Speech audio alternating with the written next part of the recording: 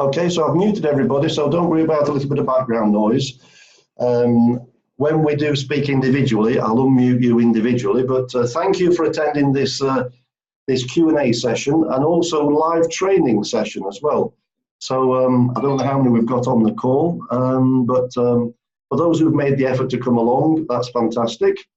And of course, I'm recording it, so for those people who couldn't attend, the recording will be posted in Telegram. So hopefully, we're going to cover some interesting points that will help other people. And anything that you've learned within the last day or two, hopefully you can pass that in, you know, talk about that as well, and we can all learn from each other. So first of all, though, I think if we go through some questions, that will give us a chance to sort of answer those questions. And when we think we've covered all the questions, let's have a look at doing a little bit of trading on a live platform and see if we can make some, you know, explain the principles of what we're looking for when we're looking to place a trade.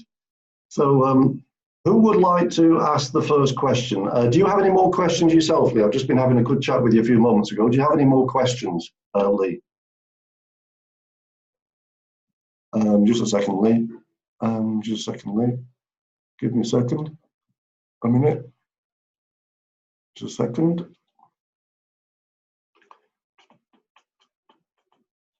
Right, yes. Do you have any more questions, Lee? Not at the moment, no, Malcolm. Okay, thanks for that. And as I say, if anybody wants to buy me a nice large magnifying glass for Christmas, it'll be greatly appreciated. Better than what I've already got.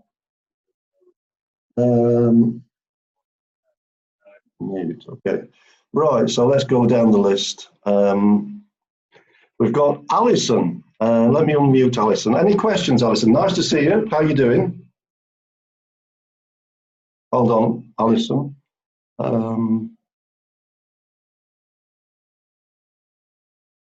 I'm trying to unmute you, Alison.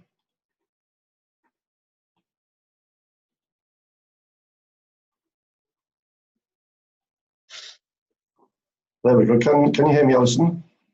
I can hear you, yeah. I can hear you too. Nice to see you. How are you doing? Okay, thanks. Good. And do you have any questions today? I will have, but maybe in a minute when I have a think about it. Okay, sorry to put you on the spot there. Give it some thought and come back to you a little bit later. Okay. If you've got any questions, incidentally, we've got a chat box at the bottom of this, at the bottom of the page. So if you just click on chat, anybody can type anything you wish, and that'll be fine. So just a second.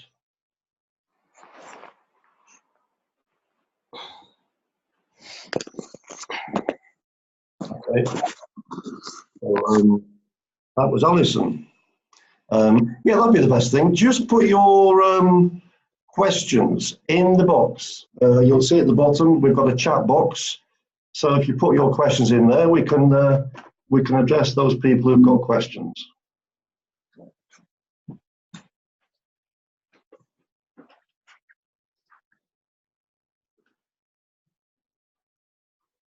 So hopefully you're writing a few questions. Any kind of question, just come up with something. It's bound to be of interest to other people. Even if it's a daft one, doesn't matter.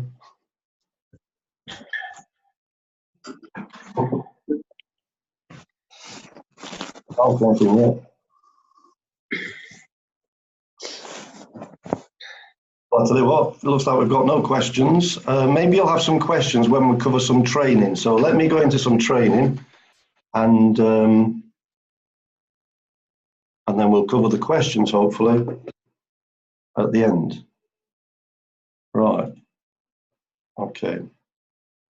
Does anybody want to actually share their screen while I give you instructions on what to do? Or would you rather me share my screen and I'll show you what I would suggest you do? Just a second. I've unmuted everybody. Who wants to share their screen, or would you rather me share my screen?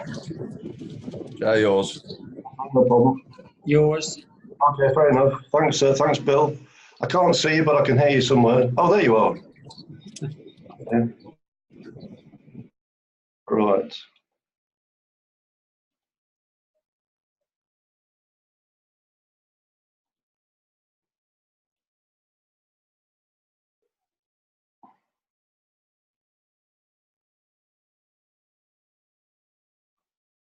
Okay, so here we've got the DAX.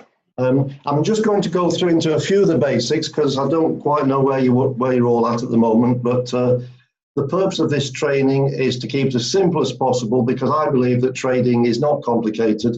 And let's face it, if it was complicated, who's going to be interested in something that's complicated? Malcolm, we can't see your screen. Oh, of course you can't because I've not shared it. Thank you for that. Just a second. Share. Give me 2 seconds.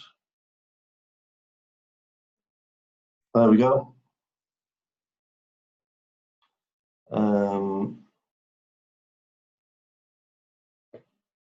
Right. Okay. So as I was saying, I'm going to keep this training simple. The training, will always be simple because I believe that trading is not complicated. And I think many people make lots of mistakes. And if we can eliminate the typical mistakes that most people make, then that's putting the law of probability in our favor and the likelihood of us being able to place profitable trades and to do it consistently. Wouldn't that be wonderful if we could log into our platform when it suits us, be able to recognize opportunities on the chart because the markets are open from sort of 8 o'clock in the morning till 10 o'clock at night. You've effectively got all day. Wouldn't it be wonderful if we could just open our platform, identify profitable trades, place those trades, and find that the majority of those trades turn into profit? That would be like having a money machine. And I think that's what we've got when we become competent at trading. And you'll be surprised how quickly you can become competent and successful at trading. So obviously what we do is we trade primarily 2 charts. We've got the DAX, which is the GER30, which is what we're looking at right now. I'm on the demo account, so we'll be able to place a few trades. What I don't like to do is, and I never recommend this, is place trades because we want to. It's generally a good recipe for losing money, which is why, therefore, I'm trading on a demo account because we never should place a trade because we feel like it or because we're doing a webinar. We should place a trade because we've done our preparation and we believe it to be, hopefully, what looks like a profitable trade. But as I was saying, we trade the DAX, which is the German indices. It represents the 30 top companies in Germany by market capitalization. And historically, it has more daily movement than any other instrument in the financial markets, whether it be Forex, whether it be indices or commodities. And what we want to make money with when we're trading is we want a chart that's constantly moving. The more movement, the more opportunity there is for profit. The more opportunity there is for profit. So when you download the BD Swiss platform, or if you're in America, you might be downloading the FX Choice platform. Typically, you'll have about 4 charts on the main screen area just here. And I recommend that you actually remove, you can see you can move these charts around like this. I recommend that you remove 3 of them simply by clicking the cross at the top right there, so that you end up with just 1 chart. And what you can do with these charts is you can resize them like this, and you can resize them like this as well. So once you've got 1 chart on the screen, just make it full screen like this, just by stretching it, if I can.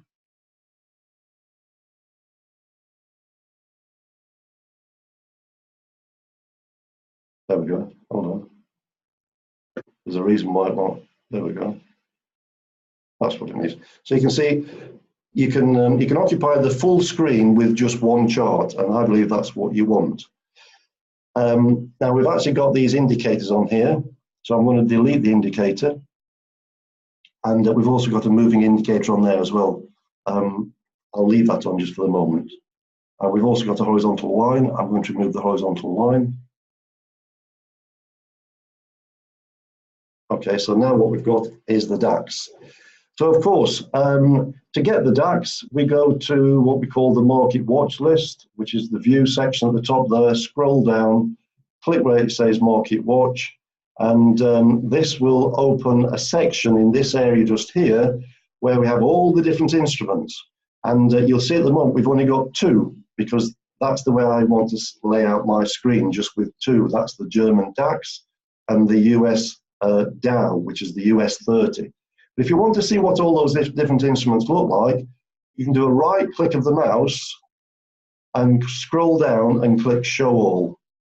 Okay, and now you've got all those different instruments, and they're all in different categories. So if you want shares, you'll find all the shares together.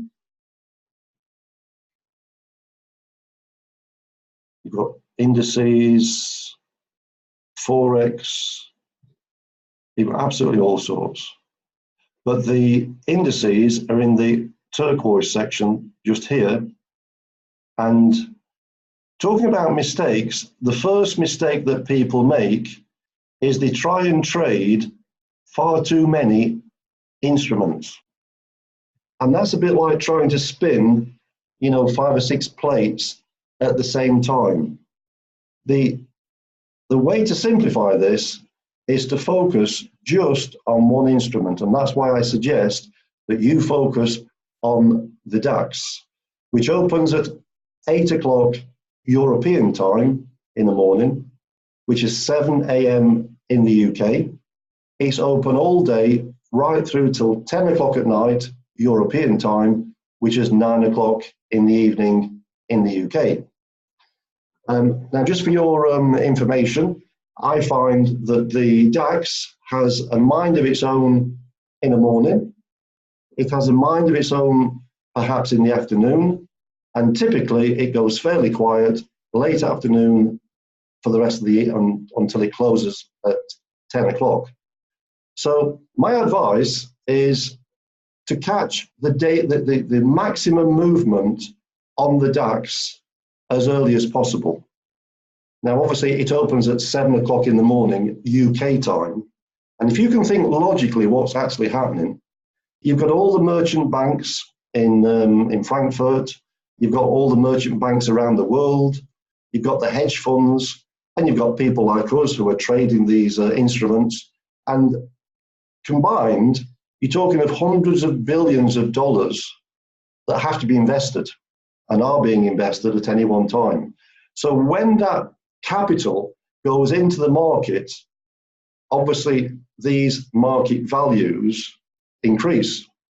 Of course, when the capital is taken out of the market, the values fall. So you'll see this activity, especially in the morning.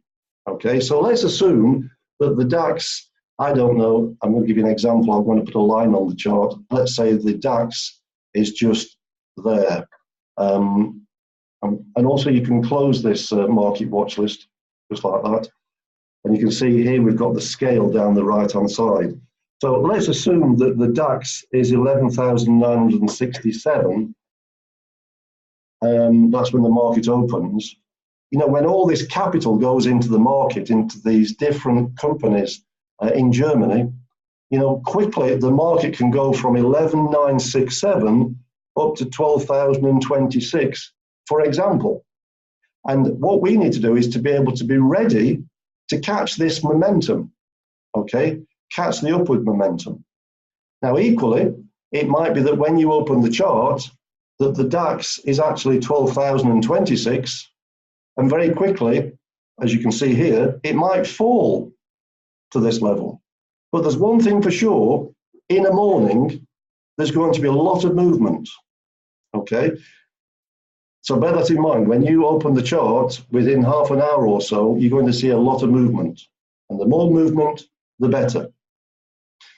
So what I find is if the movement is downwards, and it's downwards all morning, then as the shares and the index becomes cheaper, what happens when things become cheap? People buy them. And that's what happens with the indices. Once it goes down in value, it looks cheap, so it goes back up again. Okay? So typically what you'll find yourself doing, not always, but do look out for this. It's a pattern. You'll find that if it's going down in value in the morning, it will get to about 2 o'clock and it will start going back up again.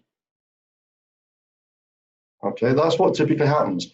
And then what happens at around about 5 o'clock, 6 o'clock, 7 o'clock, instead of having a downward movement or an upward movement, it will have what we call a sideways movement. In other words, where every candlestick is around about the same value, which is really what's happening right now. Now, I'm actually on the 30-minute time frame.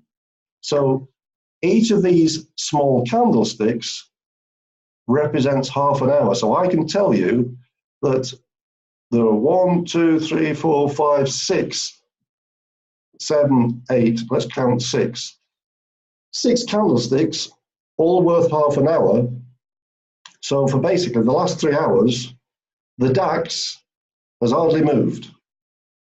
So if you've not been active trading the DAX up until now, and you want to put some trades on right now, I can tell you that you've missed the opportunity because the market has gone quiet.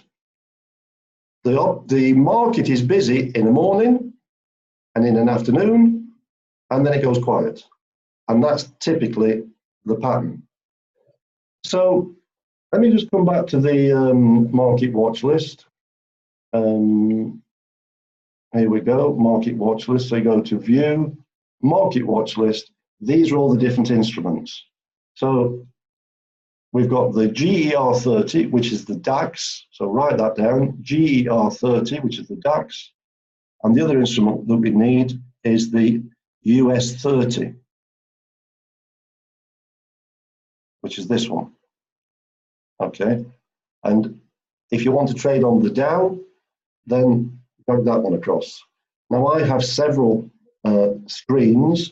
I've got one screen for the Dow, I've got one screen for the DAX, I've got another one that I'm doing work on, and I've got another one that I'm watching a multitude of different things. So I've got 4 different screens here, but obviously when you first get started, you'll only have one screen.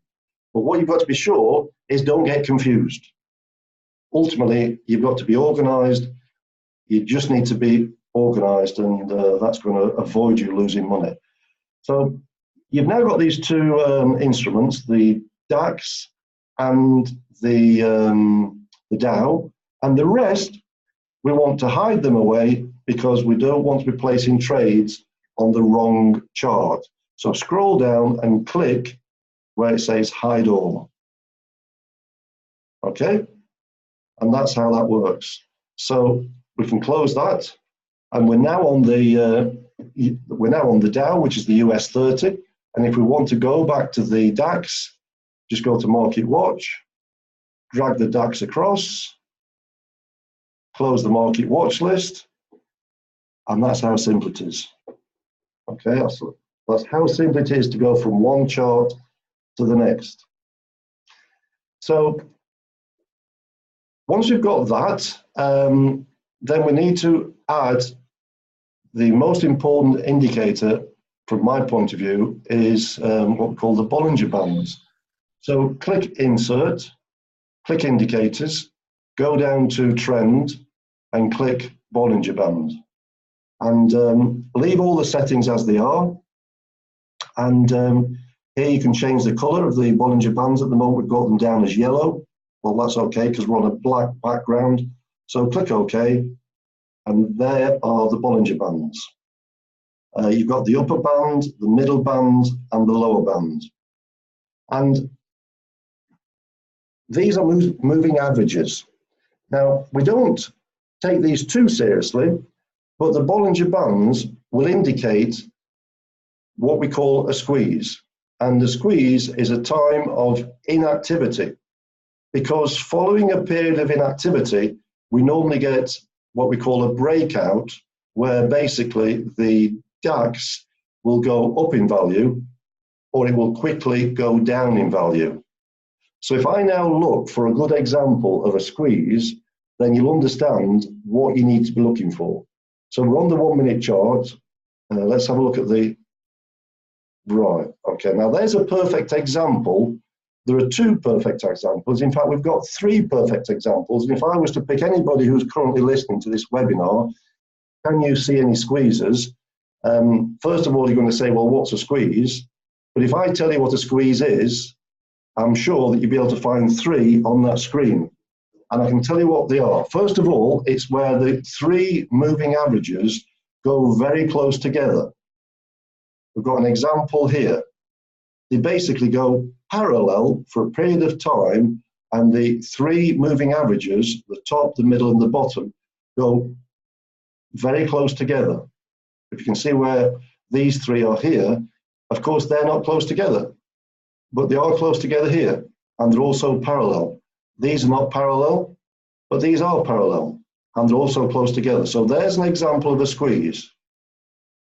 And we're also on the 5 minute chart. Now, if you're looking to plan trades on your chart, don't use the 1 minute chart. You need to be looking at least the 5 minute or the 15 or more. And I'll show you later why that's important. But let me first of all clarify what these squeezes are.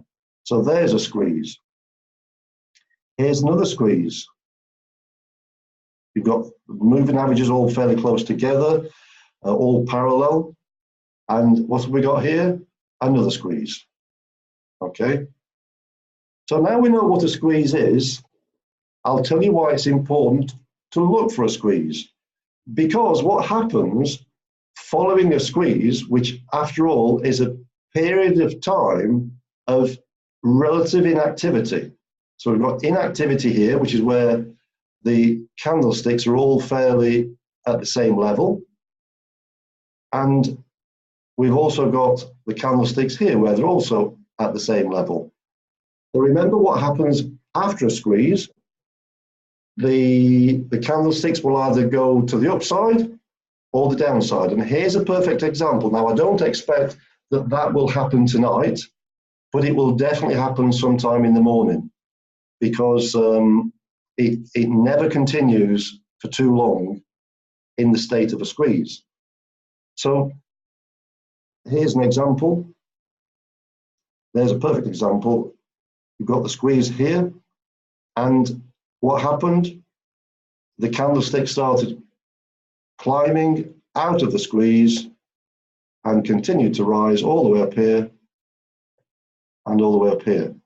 So what we would do is, once we spot this squeeze, is we start to look for these candles breaking out of this upper band, and then we'd start putting on horizontal lines like this, like that. And then it's important to have a notepad.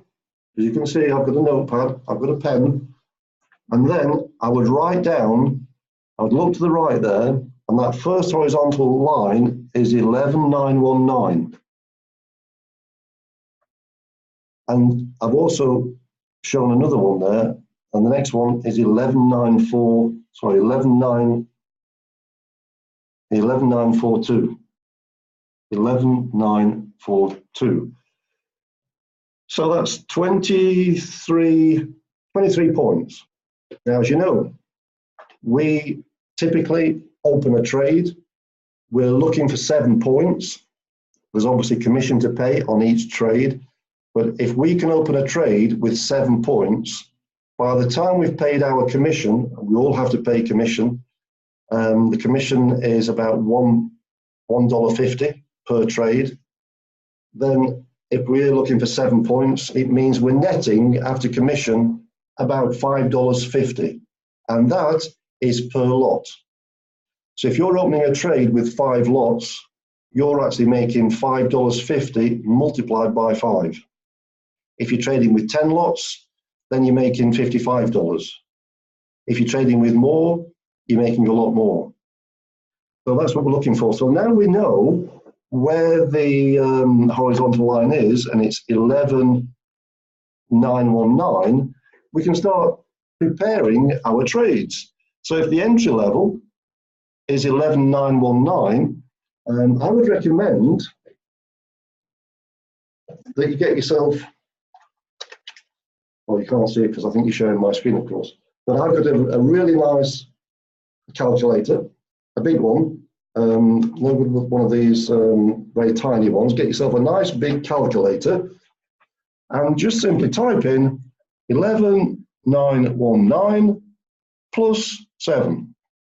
And I can tell you, I mean, I know anyway, but it's 11,926, which means if the entry is 11,919, the take profit is 11,926, which is just 7 points. Now, in terms of stop loss, if it's 11,919, we minus, let's say, 30 points, and that would be 11,889. In other words, we believe it's going to go up in value. So if we're doing a pending order, then we would be placing an order which would be what we call a buy stop. A buy stop where the order will open at 11,919 and it will close automatically once it hits the level of 11,926. And if it goes in the opposite direction, it will close at 11,889. Okay, and that's a typical signal that you're going to receive multiple times a day on your Telegram group, because that's one of the benefits of being in the group. You do get these trading signals. Now, these trading signals are only to give you a foundation, but what I would like is for each of you to understand the planning and preparation that goes into creating these signals so that you can create your own signals. You know, so that you've got my signals coming through every day, plus you're doing your own trading as well.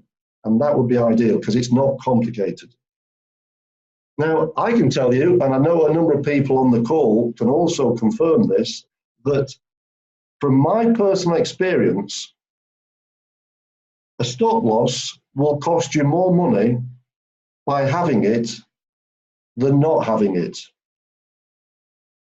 So a stop loss is there to protect your account just in case the market goes in the wrong direction, but equally, it will close your trade with a 30-point loss if it does go in the wrong direction. But I find, and a number of other people on the call have also found to their judgment, is that if you don't have that stop loss and you place what seems to be a good trade, let's assume you think it's rising in value and you place a buy stop, it might momentarily go down in value, but if you've got no sell stop, quite often it might go down 20 points, 30 points, 40 points, maybe 50 points, but more often than not, it will come back again and eventually close your trade in a profit with 7 points profit. Now, if you have a stop loss on, and that was to happen, it would close that trade with a 30-point loss.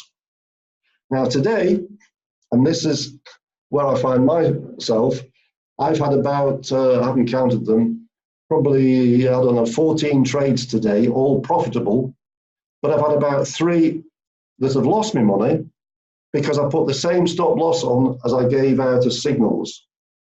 And they all cost me money. So you have to decide for yourself, are you going to put stop losses on or not? I don't like them. So you have to decide that. But equally, when you put a trade on and it starts showing £100 or $100 loss, you know, my advice is don't look at that. Stay calm, because if it was a good trade in the first instance, the likelihood is it will turn around and it will probably close in profit. But this is where practice and experience comes in. You have to practice this for yourself. And that's why we say when you're just getting started, it's a good idea to practice for 2 or 3 weeks or more on a demo account before you start risking real money. And we all want you to make money. We don't want you to lose money, but we are in the risk business. And we have to minimize the risk by putting what we believe to be the probability in our favor. Okay, and that's one way we put the probability in our favor, by looking for these squeezes. Because we know at the end of a squeeze, it's either going to go down in value, which it did here, or it's going to go up in value, which it did here. And here we've got another squeeze developing, and the same's going to happen again. It's either going to go up or it's going to go down.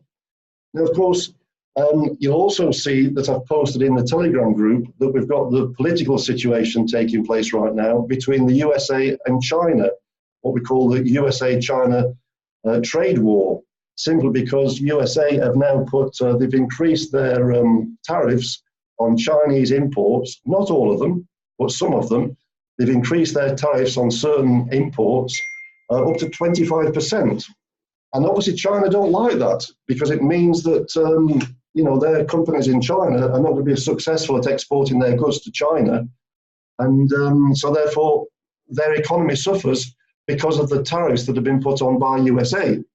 Obviously USA has been in recession for a good many years. And what Donald Trump's trying to do is try to produce all their goods within the USA, if at all possible, which is why they don't want these goods coming in from overseas. They want to be able to manufacture their own cars, do their own agriculture, and everything else. So you've got that trade war going on between the USA and China. And so there are some people who trade these charts using what we call fundamental analysis. Now, fundamental analysis is keeping an eye on what's happening politically, and an eye on what's happening, in the news with all the major economic powers, whether it be in Europe, in America, or in the Far East. And that's not only is it interesting, but it will give you a greater insight as to what's really happening. But yesterday, in fact, I expected that the DAX was going to fall all day, and it didn't. It rose in value. So sometimes news that's happening politically could take a day or two before it demonstrates itself on the chart. So I actually prefer what we call technical analysis, which is using historic data to predict what's likely to be happening in the next 10 minutes or in the next hour or in the next 2 or 3 hours. So here we are, we're on the DAX. We've got all these different time frames. We've talked about the Bollinger Bands, and we've talked about the squeeze, which is really, really important. And what I do first of all is I want to know what is the trend long term. So let's have a look at the monthly chart. Okay, this is the monthly chart, and that line going across there is a lot of trades which I've got in place. So that's why you've got that line going across there. I've probably got about 20 trades in place. But what I want to show you is each of these candlesticks represents a month. So basically, this white candlestick here was December. This one here was January. And we've got February, March, April, and we're now in May. So these trade talks that we're talking about between the USA and China of what's been causing the DAX to lose value during the course of May. But January, February, March, and April, the DAX was rising. But then we had all the similar political problems leading up to Christmas. So up until Christmas, we were selling the DAX generally. We were selling the DAX. Occasionally we might have been buying it, but if fundamentally you know what's happening, then fundamentally you're going to be selling the DAX if it's losing value. As I say, since Christmas it's been rising, so fundamentally we've been buying the DAX. But of course in May, like now, it's been falling. It's been falling today, it's been falling, we'll have a look in a moment. But so this is important. What's the overall trend? We can even put on these trend lines here. Where you just go to this diagonal line here, put your little mouse on there, and then you can sort of draw these kind of things on your screen there, like that. You can even move them around, you can remove them. So do experiment with these indicators and trend lines, and what they do is they predict if this trend continues, where it's likely to go in the future, and if it drops below that, it could be an indication of what we call a reversal. In other words, the trend going in the opposite direction. But that's the monthly chart. That's the weekly chart, and you can also zoom in as well. I don't like the candlesticks to be too big. That's about right in my opinion. You can go to the daily chart. So you can see this last few days, some days it's been rising. The green ones are where it's going up in value. The white ones are where it's going down in value. But generally speaking, it's been losing value, and I believe that's going to continue. You've got the 4-hour chart, 1 hour.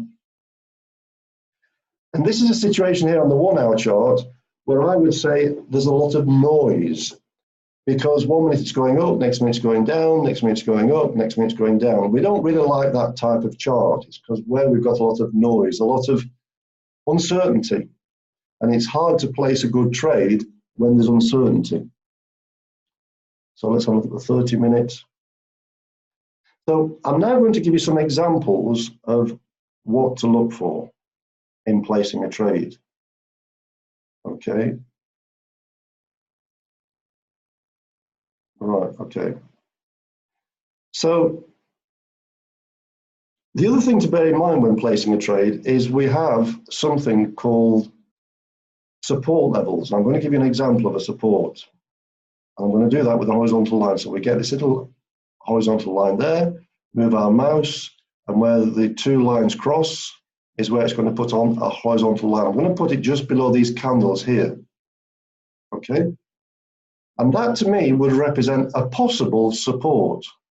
And I'll tell you what a support is later. And that's why I've put that horizontal line there. Now we also have what we call a resistance level. And we've got a fairly good example of a resistance level just there. And what that means is where the candles seem to have a difficulty or a challenge in going above a certain level. So if we put a horizontal line there, that would be a possible resistance. In fact, it does seem to be right now that that's where the resistance level is, around about there. And you can write all these numbers on a piece of paper or on a notepad. So you could say that the resistance level is 12,108, and you could say that the support level is 12,038. Okay. The gap in between is what we call the trading range. So unless this breaks the resistance level here, or breaks what we call the support level here, then all movement of the DAX is going to be within the trading range. Okay. Now, of course, we can trade in the trading range, but once it actually moves outside of that trading range, then there's unlimited potential. Because let's imagine that the DAX comes down here, it breaks that support level, then in between that support level there and this next candlestick down there, there's a big distance. So therefore, we can start planning trades in between. And you've got that support level there, as we've said, which is 12,038. And this next candle here, I'm going to make a note of that, 12,038. 12,038. And this one here is 11,942. 11,942. So if we take one from the other, 5, 8, that's 86 points. How would you like to make 86 profits, 86 points? Because you're making about $5.50 per point So if you can make all those 86 points, multiply by 5.5, if you had one lot and you traded, if you place a trade from this support level here to this resistance level here, you'd earn 86 points, and with one lot, you'd earn $473. And to place that trade with one lot, it would cost you just over $100. So you'd multiply your money by about 5 times. But what we do is we don't open a trade here where it's 12,038. We open multiple pending orders because it's less risky. So therefore, if we're going to open a trade at 12,038, effectively what we're going to do is we're going to open a trade there, another one there, another one there. We're going to open another one there, another one here, another one here, all the way down until we come to a resistance level. Now there's no resistance level where I am right now. So there's no reason why it shouldn't continue to come down in this direction, especially in view of the fact that the sentiment in the market is generally negative. And if the sentiment in the market is negative, that would indicate that there's uncertainty in the markets and the values are likely to fall. But we don't imagine things, we just simply follow. And our job is to wait until the index, wait until the DAX has actually fallen.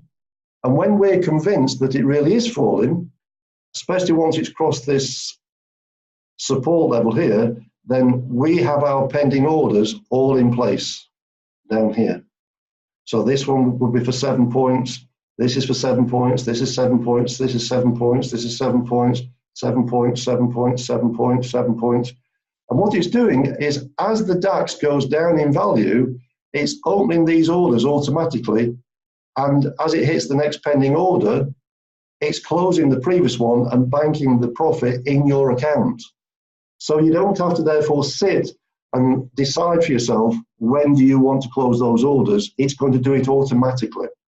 Okay, and that's why we place pending orders. And for those people who might be new, we go to new order and we click either one of two things, market execution or pending orders. Now, if the market is moving extremely quickly, and I look at the chart and it's moving very, very quickly, and I haven't got time to create some pending orders, because let's face it, I want to give you news as I see it. Sometimes I will send a signal on the Telegram group, and the signal will be to place a market execution order. And that's because it's moving so quickly that my recommendation is just simply open a trade. And that's what market execution is. It will open a trade immediately at the current market value. Now, once you've opened that trade, as we've got some down here, you can actually click, and this is where your trades will go until they physically become live. You can do a right click on any of these trades, like this one here, and click modify. So let me close this order. I'll close that order there. I'm going to click on this trade here, for example, and if I've placed a market execution, I'm probably going to want to modify that order. So I'm going to do a right click, click modify, and then the ticket for that order is going to appear, and it gives me a chance to modify the settings, because when you place a market execution order, it doesn't have any settings. So therefore, you've got to modify it to put your take profit in. And with this one, for example, it's the entry level was 11,751, and it was a sell position. So therefore, I went in and modified it so that the take profit was 7 points less. And if you take 7 from 11,751, you end up with 11,744. So that's how to modify the order, okay, and take profit. And then just click modify. So that's how to modify the order. But let's assume you want to place a pending order, because most of our signals, and I recommend you do the same as well, do your preparation, do your planning, do practice, and place as many pending orders as you feel is appropriate. So click new order, where it says type, click pending order, and here you're generally going to be clicking one of two things if it's a pending order. If you believe the values are rising, then you'd be clicking a buy stop. If you think that the values are generally falling, you're going to click a sell stop. So let's imagine, for example, that the value is 12,038, which it's not, but let's say it is. We put in 12,038, and we here set the expiry date. Now, I normally put it for the end of the month, so that would be the 31st. So we've got an entry level of 12,038, and if that was our pending order, then obviously here we're going to put 12,031, which is 7 points less. Now, if you do want to set a stop loss, and I don't recommend it, but if you do, then you're going to put here, for example, 30 points in the opposite direction. So if you've opened a trade here at 12,038, then you will put here 12,068. You've got to do it correctly, 12,068, which is 30 points in the opposite direction. This is a sell stop. We believe it's going to go down in value, so we've opened it at 12,038.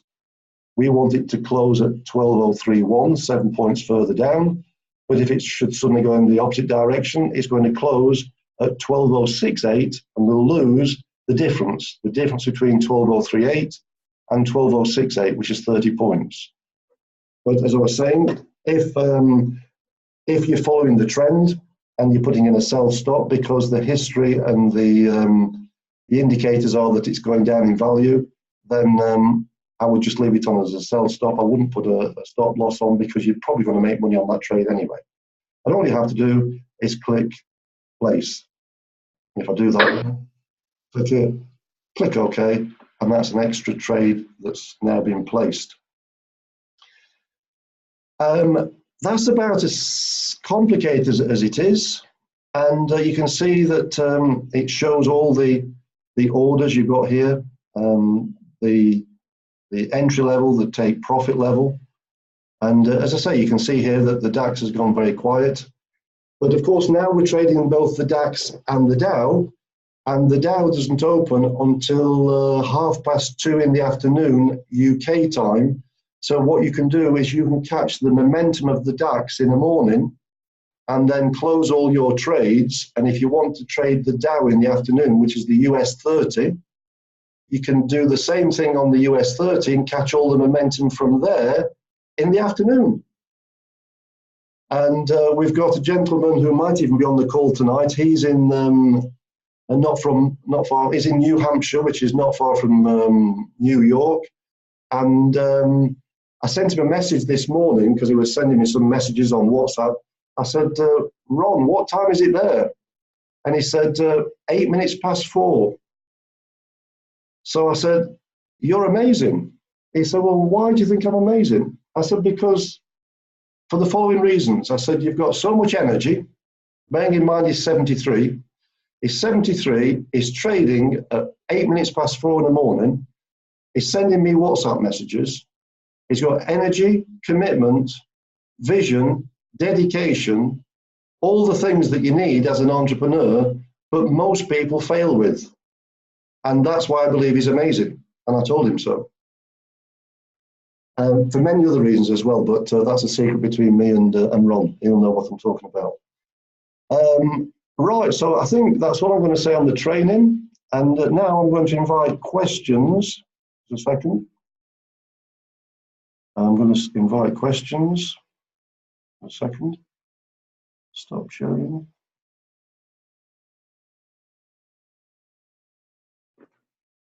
I'm going to unmute everybody.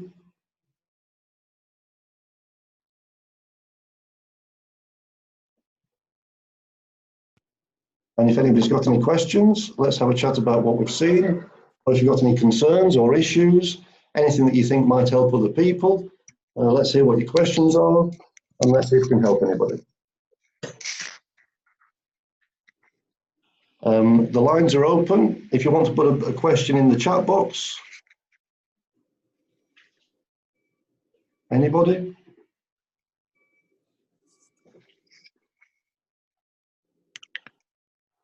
You can put in the chat box if you've made any money today. That might be nice to know. I have a question for you, Malcolm. Excellent. What's the question? When it comes to live trading, and I deposit some money into my account, Okay. is the company concerned with where to I withdraw that money when it's in profit, hopefully? They're not concerned, but there is a regulation which they have to abide by, and the regulation is this. If you actually fund your account with a debit card, let's say, for example, you fund it with 3,000 euros, as an example. If you fund it with 3,000 euros, the first 3,000 that you withdraw has to be withdrawn to the original source, which would be your debit card. Once you go beyond that 3,000, effectively profit, then that profit can go anywhere that you choose, whether it be a bank account or a debit card. Will the company report to authorities about the money we thought we are transferring? Good question. I think you better ask the company on that one. I have no idea. Okay. But I can tell you that the company is very, very strict with their rules and the way they abide by the rules. For example, we had somebody today register a BD Swiss account, but they hadn't actually registered their document with GLOBIT. So I don't know who they are, where they're from, what the telephone number is, but BD Swiss can't tell me that information for confidentiality reasons, which is the way they are. There is a option of deposit and withdrawal, which is net teller. Yep, you can deposit with a debit card or a bank transfer.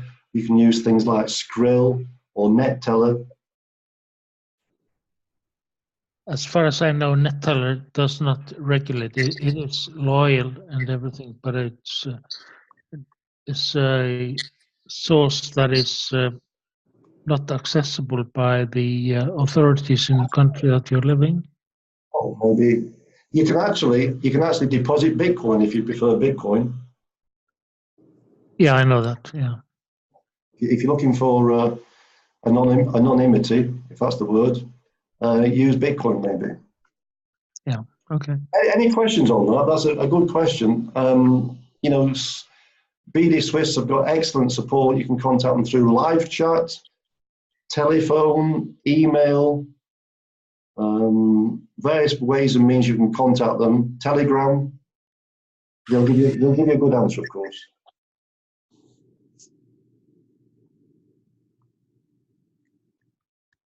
Okay. Thank you for a good answer. Oh, Sorry. On the question of Bitcoin, if we fund with Bitcoin, then we can draw any amount or back to a Bitcoin wallet, or does it have to still go back to a bank account or NetTeller or something like that? Question, all I know is the original deposit has to go back to the original source. So I'm assuming that would apply with Bitcoin, and any profit over and above that will go to wherever you choose. So they would send to a Bitcoin wallet. Okay, fine. Thanks. And of course, when you open an account with BD Swiss, you can trade immediately. whether it be on a demo account or a live account, if it's a live account you want to trade with, provided you've funded it, you can trade immediately.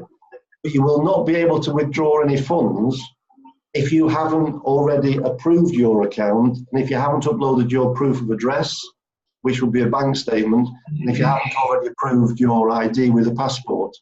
So some people complain and say, you know, they've had difficulty making withdrawals. Not as far as our team is concerned, but you'll find people complaining online. But you'll find that that's the reason why, because they've been trying to make a withdrawal before their account's been verified. Or they might be trying to make a withdrawal when it should be going onto their debit card and they're trying to get it to go into their bank. So all accounts have to be fully verified and approved with your passport and your bank statement, for example, or a utility bill before you can physically withdraw your profits. But I can tell you that when you request a withdrawal, it's normally approved within a couple of hours or less.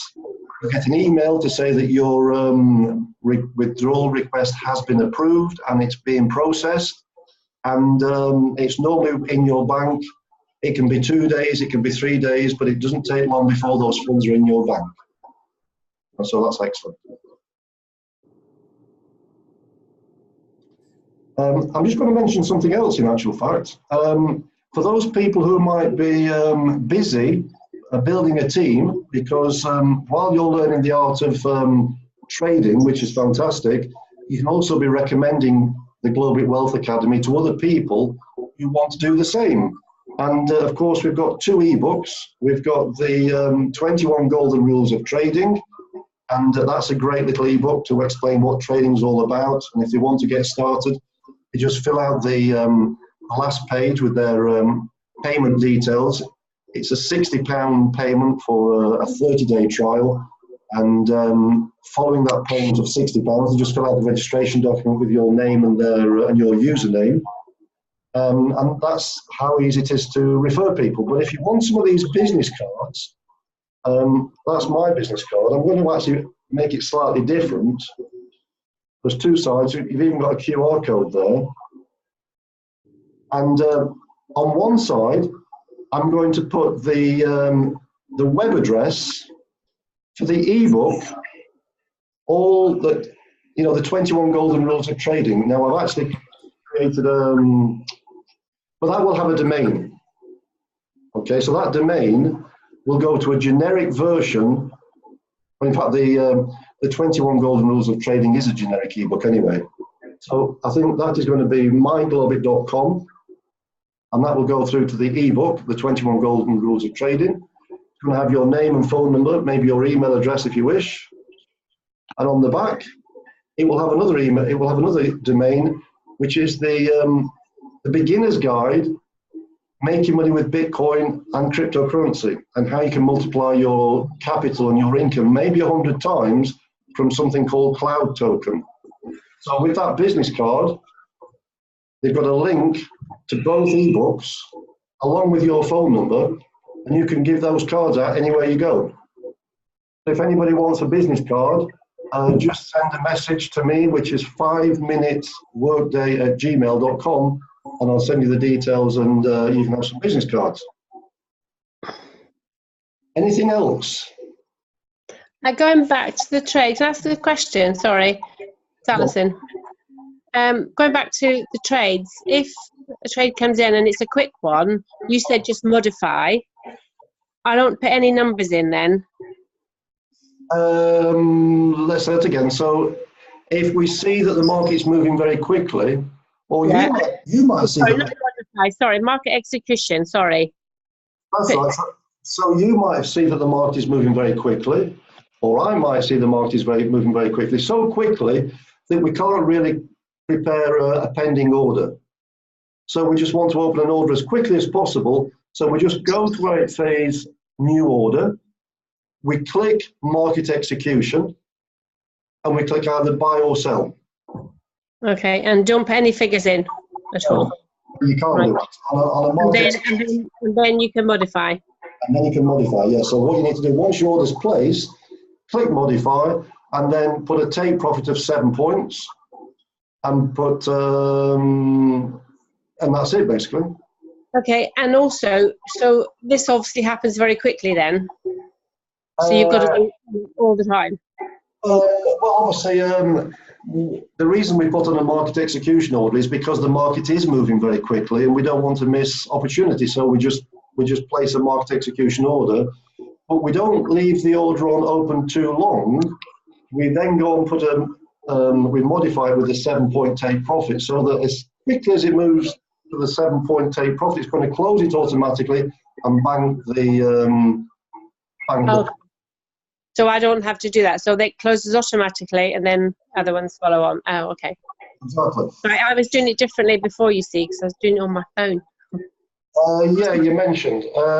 But if you can make a habit each day, I mean, you're going to get my signals, but each day when you're planning your trades, apply what I was teaching on the training there, looking for the resistance levels, looking for the support levels, looking for the squeezers, and not being too greedy. I mean, on the 1 hour chart or the 4 hour chart, as we looked here, we could see 86 points potential between the support and the next resistance level. There was about 86 points.